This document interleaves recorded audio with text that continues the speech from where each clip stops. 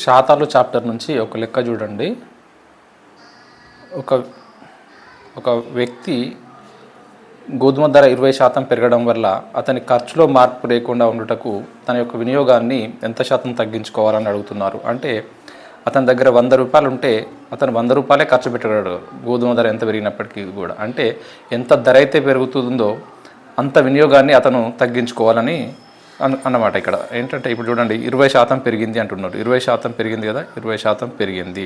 20% పెరిగింది అని అంటే దీన్ని ఫ్రాక్షన్స్లో చెప్తే 1/5 అంటే 5 రూపాయలు ఉన్నటువంటి గోధుమ ధర ₹1 పెరిగి 6 రూపాయలు అయింది. అంటే ఇక్కడ చూడండి 5 రూపాయలు ఉన్నది ₹1 పెరిగి 6 రూపాయలు అయింది. ఇక్కడ ₹1 పెరిగింది కాబట్టి ప్లస్. సో ఇప్పుడు వినియోగాన్ని ఏం చేసుకోవాలి, తగ్గించుకోవాలంటే ఇప్పుడు ధర ఎంత అయింది, 6 అయింది. అంటే కానీ అతను ఎంత ఖర్చు పెట్టుకోగలుగుతాడు, బేసిక్గా 5 మాత్రమే ఖర్చు పెట్టుకోగలుగుతాడు. అంటే ఇంతే ఖర్చు పెట్టుకోగలుగుతాడు. అంటే 6 వాడే గోధుమను 5కు తగ్గించుకోవాలన్నమాట. అంటే ఎంత తగ్గించుకోవాలి, 1 తగ్గించుకోవాలి. ఇక్కడ ధర ఎంత పెరిగింది, 1 పెరిగింది.